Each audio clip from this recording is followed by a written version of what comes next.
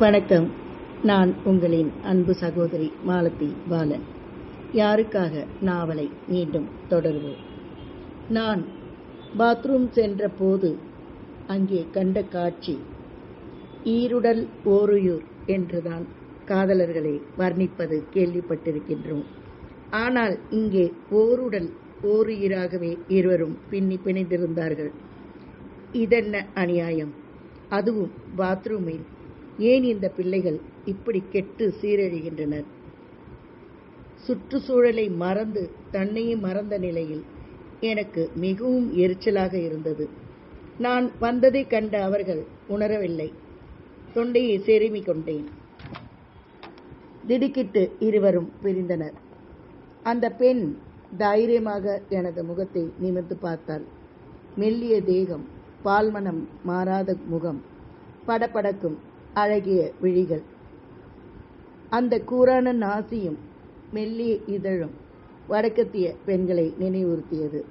நல்ல சிவந்த நிறமாய் இருந்தாள். அந்த பையன்தான் முகத்தை தொங்க போட்டு கொண்டிருந்தான்.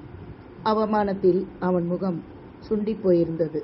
அந்த பையனும் ஓரளவிற்கு நன்றாகவே இருந்தான். நல்ல ஒரு கலையான முகம்.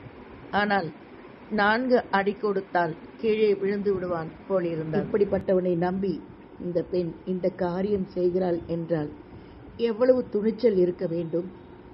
இப்படி நடந்துக்க உங்களுக்கு வெக்கமா இல்ல? நான் குரலில் கடுமையை காட்டி பேசினேன். ஏன் நாங்க வெக்கப்படணும்? திருடணுமா? கொள்ளையடிச்சோமா? யாருக்காக பயப்படணும்? அந்த சிறு பெண் எத்தனை அலட்சியமாக கேட்கிறார். ஓ, அப்ப நீங்க செய்தது வெட்கப்படக்கூடிய காரியம் இல்லை அப்படின்னா உட்கார்ந்த இடத்திலேயே இந்த நிலையிலே இருந்திருக்கலாமே. ஏன் இங்க வந்தீங்க? இப்படி நடந்துக்கணும்னு நினைச்சு நாங்க வரல. அப்படியே ஆனாலும் நீங்க சொல்ற மாதிரி உட்கார்ந்த இடத்திலேயே கட்டி பிடிச்சிட்டு இருப்போம். யாருக்காகவும் நாங்க பயப்பட வேண்டியதில்லை. ஓ, நீங்க எல்லாம் எங்கேயோ இருக்க வேண்டியவங்கம்மா. தப்பி தவறி இங்க வந்து பிறந்துட்டீங்க. ஏன் சார்? எங்கேயோ பிறந்த வெள்ளைக்காரனுக்கும் யாருக்கும் உணர்ச்சி இருக்கும், மற்றவங்களுக்கு இருக்காதா? வெறும் ஜடமா நாங்கள்லாம்? எங்களுக்கு உணர்வே இருக்கக்கூடாதா? ஓ, ரொம்ப சரிம்மா. ஆனா நிர்வாண ஊர்ல கோவணம் கட்டியவனை கோமாளிங்கிற கதையா நாம நடந்துக்க கூடாது. உங்களோட கலாச்சாரம் வேற, நம்மளோட கலாச்சாரம் வேற. அங்க பெரும்பாலும் எல்லாருமே குடிக்கிறவங்க தான், பிகாஸ் ஆஃப் த வெதர். ஆனா ரோடில் வாய்க்கு வந்தவதை பேசிட்டு விழுந்து புரள மாட்டாங்க. ஆனா இங்க இருக்கிறவன் 100 மில்லி சாராயத்தை குடிச்சிட்டு போறவங்க வரவங்கிட்டெல்லாம் கலாட்டா பண்ணி கையை பிடிச்சி இழுக்கிறவனுங்க. சாராயமே இந்த வேலையை இப்படி பண்ணினா, இது போல காட்சியும் சேர்ந்துச்சுன்னா அவங்களை எந்த அளவுக்கு மிருகமா மாத்தும் நினைச்சு பாரு. இன்னமும் இந்தியாவில் மனதளவில் யாரும் மாறவில்லை. எதற்கும் இடம், பொருள், ஏவல் உண்டு. இந்த கட்டுப்பாடுதான் நம் இந்தியாவின் பெருமை. இது போல தப்பான காரியங்களை பண்ணாம சமுதாயத்தோட ஒத்து போக கத்துக்குங்க. உங்களை பார்த்தா மேஜர் வயசை தாண்டின மாதிரி தெரியலையே. என் பார்வை அவர்களை துளைத்தது. தாண்டலை தான் சார். அதுக்காக என்ன பண்ண போறீங்க? போலீஸ்க்கு சொல்ல போறீங்களா? இல்லை எங்களை சுட்டு கொல்ல போறீங்களா? என்ன செய்யணுமோ செய்யுங்க. வயசுக்கு மீறிய பேச்சும் முரட்டு சுபாவமும் அவளுடைய தோற்றத்தை மீறியதாகவும் இருந்தது. இத்தனைக்கும் அந்த பையன் குனிந்த தலை நிமிரவே இல்லை. நான் அவளை ஆசுவாசப்படுத்தினேன். இதோ பாரம்மா, நம்முடைய எந்த செயலும் உலகத்துக்கு ஒட்டியதான் இருக்கணும். இல்லைனா பெரிய போராட்டமா வாழ்க்கை இருக்கும். அப்படி பெரிய போராட்டத்தை எடுத்துக்கிற அளவுக்கு உங்களுக்கு வயசும் போதாது, உடம்புல இந்த வலிமையும் போதாது. என்னுடைய பேச்சு அவளை ஓரளவிற்கு சாந்தப்படுத்தியது. நான் என்னை அறிமுகப்படுத்தி கொண்டேன். ஓரளவு நம்பிக்கை கொண்டவளாக, என்னை பற்றி தெரிந்தவளாக, கைகளை மார்பின் குறுக்கில் கட்டிக்கொண்டு சாய்ந்து நின்று கொண்டு தன்னைத்தானே ஆசுவாசப்படுத்தி கொண்டாள். பிறகு தன்னை பற்றி கூற துவங்கினார். போய் இடத்துல உட்காந்துக்கிட்டு பேசலாமா? வேணாம் சார், இப்படியே நின்று கொஞ்ச நேரம் பேசலாம். எங்களை பற்றி வீணா அடுத்தவங்க தெரிஞ்சுக்க வேணாம். ஓ, இப்போதான் சமுதாய சிந்தனை ஏற்பட்டிருக்கு. இதுக்கு முன்னாடி என்ன சொன்ன? யாருக்கும் நாங்கள் பயப்பட தேவையில்லை, அங்கேயே கட்டி பிடிச்சிட்டு உட்கார சொன்னால் உட்கார்ந்துருப்போம். இப்போ எப்படி மற்றவங்களுக்கு நம்ம விஷயம் தெரியக்கூடாதுங்கிற நினைவு வந்துச்சு? இந்த சமுதாயம் நமக்கு மரியாதை கொடுக்கணும்னா அதனோட ஒத்து போகணும். இல்லைன்னா எனக்கு எங்களை பற்றி யார் என்ன பேசினாலும் கவலை இல்லைன்னு இருங்க. எல்லாமே நாம் நடந்துக்கிற விதத்தில் தான் இருக்கு. அவள் சொல்ல துவங்கினாள். நாங்கள் அந்த ஏரியாவில் வீட்டை கட்டி கொண்டு குடியேறினோம். அந்த ஏரியாவிலேயே மிகப்பெரிய வீடு அதுதான். வலது பக்கம் சில வீடுகள் இருப்பினும் எங்களளவுக்கு பெரிய வீடு இல்லை. இடது பக்கம் வயலில் கூலி வேலை செய்பவர்களின் குடிசைகள் இருந்தன. என் அப்பா ஒரு பெரிய பிசினஸ்மேன். பணம் ஒன்றுதான் அவருடைய வாழ்க்கையில் குறிக்கோள். அம்மா மிகவும் ஆச்சாரம் பார்ப்பவன். ஒரு அண்ணன், அவன் என்னை விட பல வருடங்கள் மூத்தவன் என்பதால் அவன் என்னுடன் விளையாட வரமாட்டான்.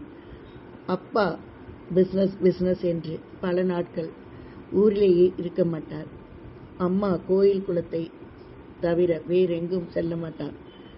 டிரைவர் என்னை காரிலே கொண்டு போய் ஸ்கூலில் விட்டுவிட்டு மாலையில் கூட்டிக் கொண்டு வருவான். எங்களின் வீடு 2 மாடிகளை உடையது. 2வது மாடியில் எனக்கு ஒரு விசாலமான அறை ஒதுக்கப்பட்டது. ஏனெனில் நான் போர் அடிக்கிறது, விளையாட விடு என்று அடம்பிடிப்பதால் இந்த ஏற்பாடு. விசாலமான ஜன்னல்களை உடையது. அவ்வளவு உயரத்திலிருந்து பார்க்கும்போது வெகு தூரம் அறையிலும் தெரியும். காரணம், அறையில் எங்கள் அளவிற்கு பெரிய வீடுகள் இல்லை. என் அறையில் எல்லாவிதமான விளையாட்டுப் பொருட்களும் குவிக்கப்பட்டிருந்தது. இப்படி உயிரற்ற ஜீவன்களோடு சேர்ந்திருக்க நான் விரும்பவே இல்லை. ஜன்னலிலேயே நின்று கொண்டிருப்பேன். எங்களின் காம்பவுண்டை ஒட்டி அந்த குடிசையை சேர்ந்த சிறுவர்கள் விளையாடி கொண்டிருப்பார்கள். எல்லோரும் குண்டடித்து கொண்டும் கிட்டிப்புல் விளையாடி கொண்டும் இன்னும் பலவிதமான விளையாட்டுகள் விளையாடுவார்கள். எனக்கும் அவர்களோடு சென்று விளையாட வேண்டும் என்று ஆசையாய் இருக்கும். ஆனால் கீழே இறங்க எங்கள் வீட்டில் அனுமதி இல்லை. இந்த விளையாட்டுக்கள் எதிலும் கலந்து கொள்ளாமல் குத்துக்காலிட்டு முழங்கையை அதன் மீது கட்டிக்கொண்டு அமர்ந்து கொண்டு என்னைப் போலவே அந்த சிறுவனும் அவர்களை வேடிக்கை பார்ப்பான். என்னைப் போலவே விளையாடினா அவன் அம்மாவும் திட்டுவாளோ என்று நினைத்து கொள்வேன். பல நாட்கள் உயரத்தில் இருந்தே அவர்களில் நானும் ஒருத்தியாய் மனதிற்குள்ளாக கலந்துவிட்டேன். என்றாவது ஒரு நாள் அவர்களோடு விளையாட வேண்டும் என்று என் மனம் கிடந்து தவித்து போகும். அன்று அம்மாவும் பாட்டியும் பக்கத்து ஊரில் இருக்கும் கோவிலுக்கு சென்றார்கள். என்னை அழைத்தபோது நான் வரவில்லை என்று பிடிவாதமாக மறுத்துவிட்டேன். வேலைக்காரியிடம் என்னை பத்திரமாக பார்த்து கொள்ள சொல்லிவிட்டு சென்றனர். அன்று எப்படியும் அந்த சிறுவர்களுடன் என்னை பரிச்சயமாக்கிக் கொள்ள வேண்டும் என்ற முடிவில் இருந்தேன். நான் பேசாம தூங்குறேன், நீ போ என்று வேலைக்காரியை அனுப்பிவிட்டேன். நிறைய சாக்லேட், பிஸ்கட் எல்லாம் எடுத்துக்கொண்டு காம்பவுண்டுக்கு சென்று அதன் அருகில் இருந்த ஒரு கல்லில் மீது ஏறி நின்று கொண்டேன். அவர்களிடம் பேசுவதற்கு அது வசதியாக இருக்கும். ஏய் இங்க வாயேன், உன் பேர் என்ன என்றேன். என்னைப் போலவே ஒதுங்கி அமர்ந்திருக்கும் அந்த பையனிடம் முதலில் திரும்பி பார்த்துவிட்டு முகத்தை திருப்பிக் கொண்டான். நான் பல முறை கூப்பிட்ட பிறகு மற்ற சிறுவர்கள் என் அருகில் வந்ததால் அவனும் தயங்கியபடி வந்தான். என்னிடமிருந்த தின்பண்டங்களையெல்லாம் அவர்களுக்கு கொடுத்தேன். ஆனால் அவன் மட்டும் என்னிடம் வாங்க மறுத்துவிட்டான். இதுவே எனக்கு அவன் மீது முதன்முறையாக அனுதாபத்தையும் அதே நேரம் மரியாதையையும் வளர்த்தது. ஏய், நீ எதுவும் வாங்கிக்கலனாலும் பரவாயில்ல, உன் பேரையாவது சொல்லு. ஏன், என் பேரை கேட்டு நீ என்ன செய்ய போற? சும்மா ஒரு ஃப்ரெண்ட்ஷிப்புக்கு தான். குணசேகரன். அப்போ உன்னை குணான்னு கூப்பிடலாமா இல்லை சேகர்னு கூப்பிடலாமா? நீ எப்படி வேணாலும் வச்சுக்கோ. ஆமாம், நீ ஏன் அவங்களோட விளையாட மாட்டேங்கிற? சேர்த்துக்க மாட்டேங்கிறாங்களா? அதெல்லாம் ஒன்றும் இல்லை, அவங்கெல்லாம் ரொம்ப நேரம் விளையாடுவாங்க. எனக்கு அவ்வளோ நேரம் முடியாது. பாதி ஆட்டத்தில் வந்துட்டா சண்டைக்கு வருவாங்க. ஆட்டம் முடிகிற வரைக்கும் இருந்தா சித்தி எனக்கு சூடு போட்டுடும். ஐயோ பாவம், உனக்கு அம்மா கிடையாதா? இல்லை, நான் பிறந்தப்பவே செத்து போயிட்டான்.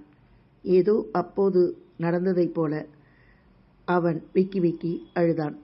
தொடர்ச்சியை அடுத்த பதிவில் கூறுகிறேன். நன்றியுடன் உங்களின் அன்பு சகோதரி மாலதி பாலன். காதல் என்பது கானல் நீர். பைத்தியம் பிடித்த மான்கள் அதன் பின்னே ஓடி வயிறு வீங்கி சாகின்றன.